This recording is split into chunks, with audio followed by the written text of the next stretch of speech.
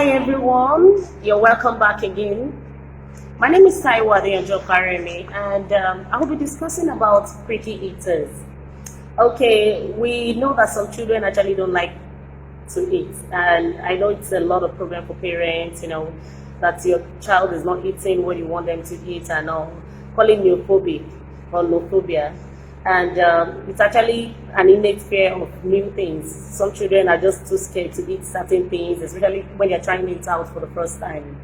Okay, the first thing you have to do is rule out if there's no medical problem, if the child is not having any gastrointestinal issues, if there's nothing wrong with the child. Like some people will eat beans and tell you, oh, I purge when I eat it. Because they can talk or because they can explain the way they feel, they tend not to eat that beans or probably a particular food. You should also stay calm, let them taste the food first, let them actually process it in their brain. Because when you eat, there's this process, there's this way you feel, oh, this thing is actually sweet, this thing is not sweet, let the child process it in the brain that, oh, this is actually what I'm trying to take. Let them have a taste or feel of the food, like the texture, they can play with the food, anytime you bring it, let them play with the food. It's okay for them to actually play with the food. Another thing is let them also try some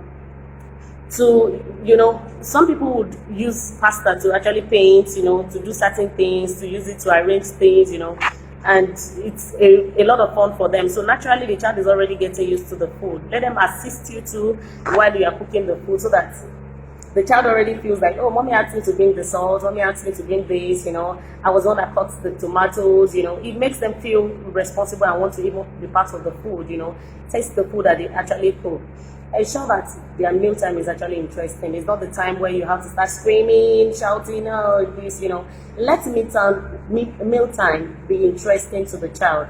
Let them feel like, oh yeah, food time is interesting, sing songs to them. Let them have this routine. Oh, by 2 o'clock we are going to eat lunch. By 7 o'clock we are taking dinner, Let the child actually do that. Okay, let them assist, set a meal time, let the child know, oh, this is meal time, and you give them a time, oh, by 8 o'clock we're going to do this. Yes, then also offer your food in a calm and familiar environment. Like the child already knows that, oh, every time we want to eat is on the dining table, let the child be familiar, let the place be calm, not making the child feel very uncomfortable. Then you can also finger feed. Sometimes some children don't really like spoon feeding. Like my daughter didn't really like spoon feeding till she grew up, Just try that. Then be creative with your food. Some parents just cook food and the child is like, this is the same look I had yesterday, today, Just let the food be different. Let it look beautiful. You can blend your carrots. You can fry some things for the child. You can do certain things. You can do smoothie. Let the child feel like, oh, the food is not like the norm. It's not like what I used to eat before. Then pay attention to the child. Like the way the child feels after taking a particular meal. Like the way the texture of the food is. Is it too hard for the child to eat, Then give small portion to the child. Don't just rush them and give them a lot of food at the same time, Just let it be little by little till the child is getting used to the food. Then give rewards. Let your child have reward for every good thing. It can be an high five, can be tickle, Let the child get reward for doing good things.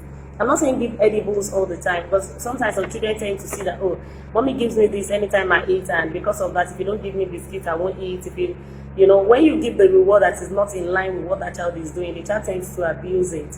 So like I said earlier, please rule out the medical condition that the child might have that might be a reason why the child is not interested in the food. And if possible, you see a nutritionist is also going to help you so that the child takes a lot of nutrients, a lot of vitamins, and ensure that you have a lot of fruits and vegetables in your child's food. If the child is not ready to eat it as a whole, just blend. You can do smoothie,